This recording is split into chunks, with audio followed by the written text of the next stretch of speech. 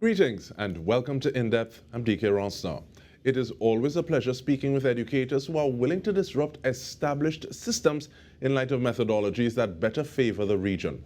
Now, Dr. Margaret Nakhid-Chatoor and Dr. Nicha Selvon Ramkissoon are assistant professors at the University of Trinidad and Tobago.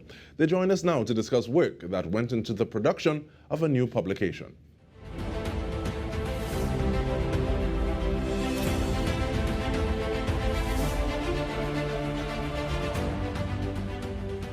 Welcome, ladies. I want to start off with you, please, Dr. Nakhid-Chatoor, and asking for an overview of affirming methodologies, research and education in the Caribbean, please.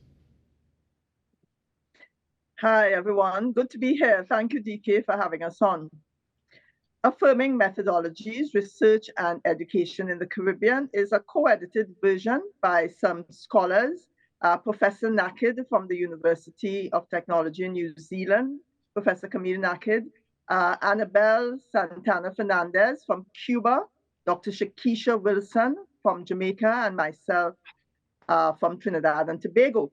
So we think that this is an innovative contribution to the theoretical landscape of academia. As an approach, affirming methodology centers upon often unheard Caribbean voices, so that a lot of our authors in the book are from the Caribbean, even though they may reside in other parts of the world, but they have written on the Caribbean voices and on happenings in the region. So we say that this is a new text, a new kind of approach. Epistemologically, we want to ask the question, how is research conducted? What have you heard? What have you seen? What do you know? And ontologically, we're asking, what is the research framework? So this book, these chapters present approaches to knowledge construction, to knowledge sharing based on the practices, the lived experiences, the traditions, the language patterns, and most importantly, the rituals of our Caribbean communities.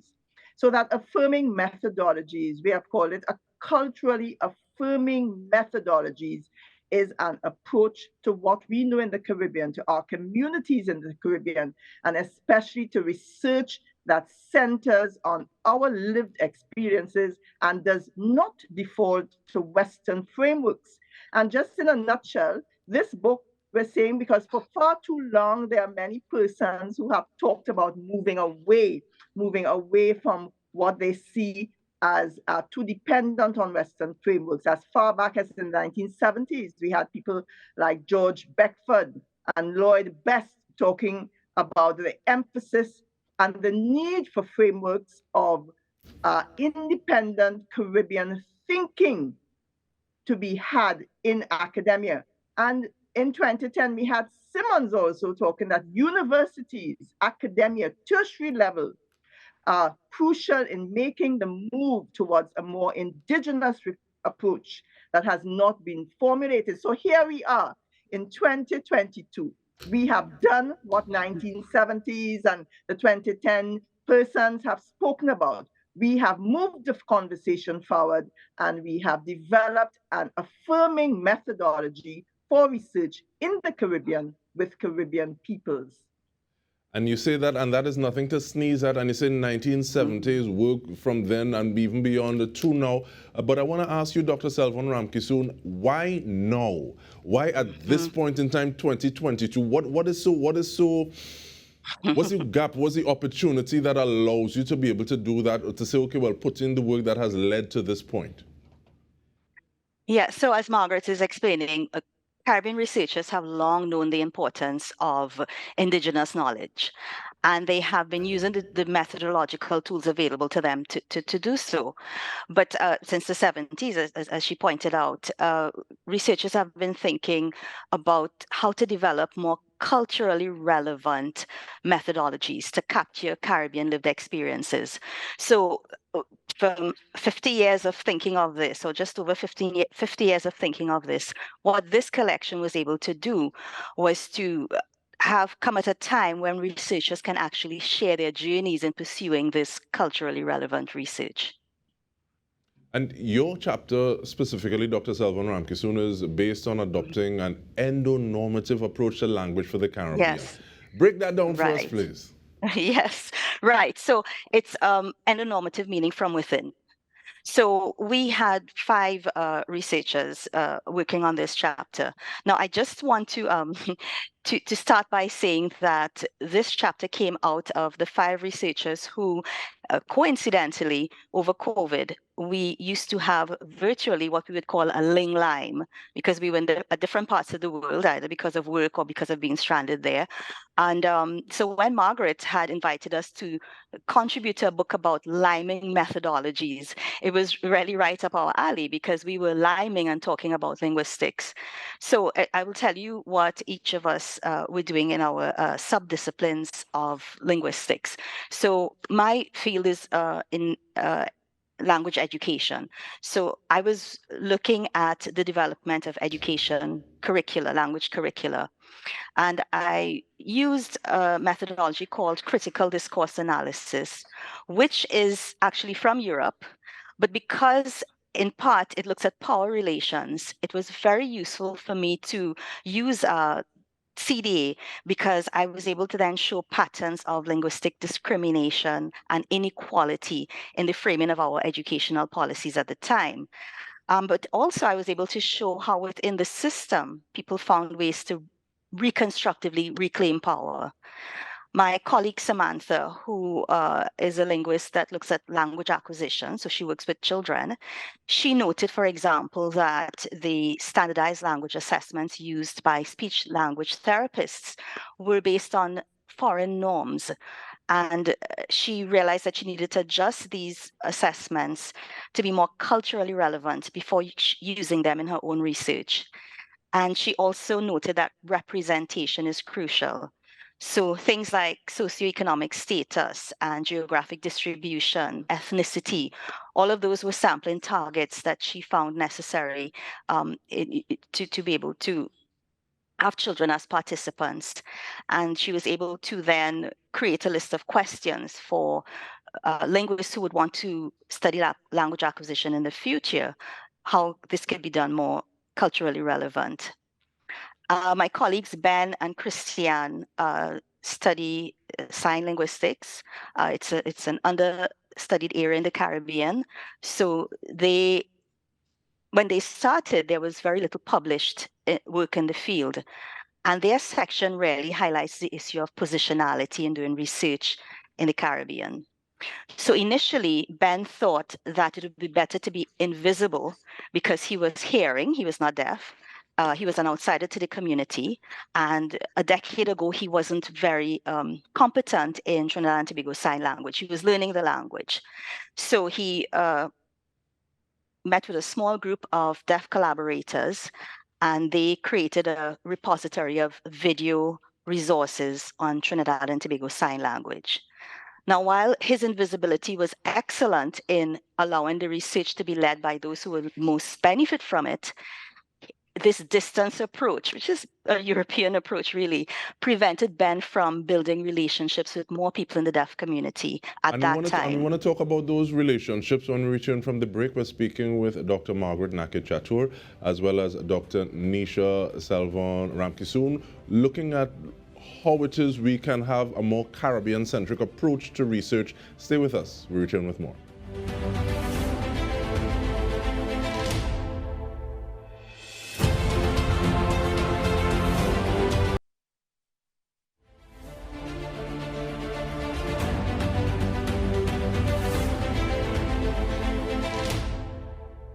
Welcome back. We continue the conversation with Dr. Margaret Nakhid-Chatoor and Dr. Nicha Selvon Ramkissoon, looking at Caribbean methodologies that better suit us. And you were talking about the difference between being an invisible onlooker and being able to have better relationships by having more of a visible presence. Dr. Selvon Ramkissoon, please finish that thought. Yes, so my colleagues Ben and Christiane, when they went to the Bay Islands with their deaf colleague Ian, they took a completely different approach then. This was a deaf-blind population. So they decided to make themselves visible and be part of the research. And not only were they able to then quickly develop skills in the language that the community was using, but they were also able to build long-term partnerships within the communities. So being part on the ground, visible, having research partners and seeing yourself as part of the research is one of the ways my colleagues found to be much more useful and productive. And then finally, in that chapter, our colleague Ryan provided a frame to show within our 3 subdisciplines, the endonormative approach, as you were saying before, the approach from within, and how much that approach needs to be foregrounded in Caribbean research. And looking at that approach from within, and thank you so much for that, I want to bring you back in, please, Dr. Nakhid-Chatoor. And many times it seems as though validation needs to come from outside, and as opposed to saying, okay, well, we are creating this knowledge from within. And then there are also the tropes of it has to be written down, it cannot be oral, it has to affect an entire solution as opposed to something specific. Where do you get that cultural affirmation or the wherewithal to culturally affirm the rituals and practices and meaning construction for Caribbean peoples from within? Thanks, Dike. That's a supremely important question. As you know, culture is a vital and important determinant factor of any community, how the community reacts, how the community responds, how it grows. Culture gives people a sense of belonging. It ties them to their ancestry, and it provides a sense of longevity, which gives them a feeling of truth and living an authentic life. For far too long in our schools, in our education system, we have some subsumed history into social studies and into other parts of our program. I do not believe that our children, those who are coming up to us, know enough of our history, so that the importance in our text of capturing these cultural perspectives and narratives in research cannot be overstated. When we talk about rituals and practices, I believe that the significance of retelling the past through stories, through interactions, through remembering the rituals and practices that have been had in our country, all of these rituals that informs and forms the present cultural identity of our people. This lays the groundwork for the cultural identity of our young people, which I think is lost. It is lost. Young people do not have a sense of belonging, of who they are. So that I said, within these contexts of rituals, these social interactions, these connections, it is important to review all of these practices. And we have our noted historians like Dr. Rita Pemberton, who speaks about that reconditioning process that has happened through history. And again, history, his story, not ours, not Caribbean stories, the Western histories and stories that have been told that have reconditioned our people and convinced them that they were inferior people, that all things African, for example, were worthless and savage and undesirable, while all things European were superior.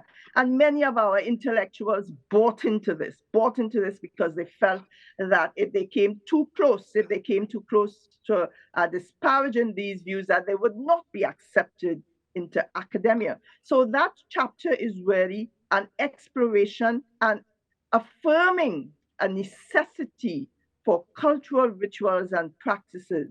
And of course, to leave a legacy for our children, all of those coming behind us, because I just want to mention one of our past persons, Brother Resistance, Lutalo Masimba, who spoke about this. But as you know, Dike, a lot of our cultural affirmations come through dance, through song, through poetry, and it does not come through academia. It does not. And with that in mind, Dr. Nakhid-Chatoor, you said that we've always had stories. So yes, I agree with you. We've had these stories.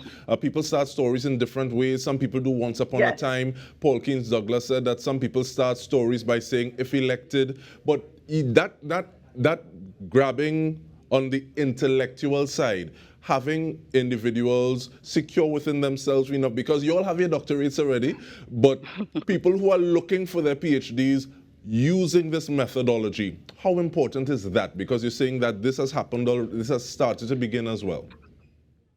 Yes.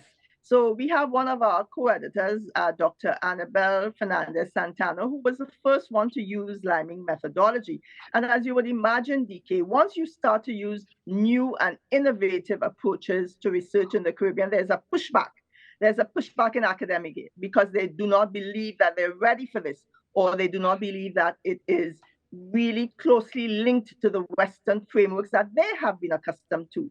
So Dr. Annabelle got a lot of pushback. And of course, as many of our followers have come on board, because some of them are using it, liming methodology is now rooted in research frameworks. And I'm pleased to say that it gives a lot of validation and it closes the gap between the researcher and the researched. Because if we look at liming, and liming is, we think that it is pertinent only to the Trinidad and Tobago.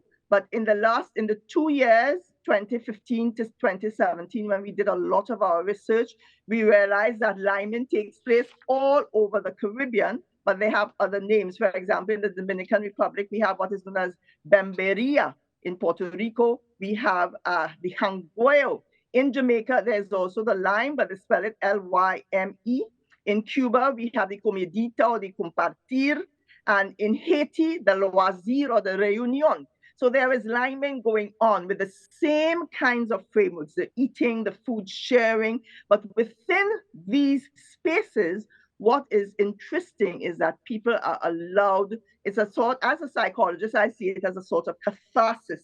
They're allowed to tell their story. They are allowed to be themselves without the hierarchical frameworks that Western research methodologies have introduced to us. You know, the barrier between the researcher and the researcher, sort of top-down level that research has been accustomed to. The arrogance, I feel sometimes, that our researchers have, that they feel there is a huge barrier between those stories that they are hearing and what they do. So yes, Dike, liming methodology has taken root. You're starting to trigger me a little bit, because I always I'm looking at people say, okay, well, you sit at the feet of this person and then you come away and you write whatever, and now you are the font of knowledge and the source of all this information. But in terms of the minute that we have, once more, Dr. Selvon Ramkissoon, what kind of value do you see this book or this publication having for general and wider society? Right. Well, I think one of the things we have to acknowledge is that we have been formed by Western traditions, both in and outside of academia. So by acknowledging that, we'd be able to dismantle areas of those traditions that have not served us well. And then we can strengthen areas within our own endonormative approaches, because we don't want to fall into the same pitfalls. We don't want to create this dichotomy of if it's West, it's not good, and if it's non-Western, it's great. You know, then we're falling back into the same cycle. So I think this book shows us how we can take an integrated approach. We can think about where people from divergent backgrounds and viewpoints come from, and how we can have a meeting ground to hear each other, and how we can think critically about analyzing the data that we collect here. And I think that is a more useful and intellectually honest approach for Caribbean research. And with that in mind, I want to thank you so much, Drs. Nicha Selvon Ramkissoon, as well as Dr. Margaret Nakhid-Chatoor, both assistant professors at the University of Trinidad and Tobago, letting you know that Thursday, December 15 at the Tamana campus is when the book is going to be launched, and you can check out UTT's various pages to get more information about the event. On behalf of all of us here at TTT News, this has been In Depth with me, Dike Rostant. Thank you so much for joining us.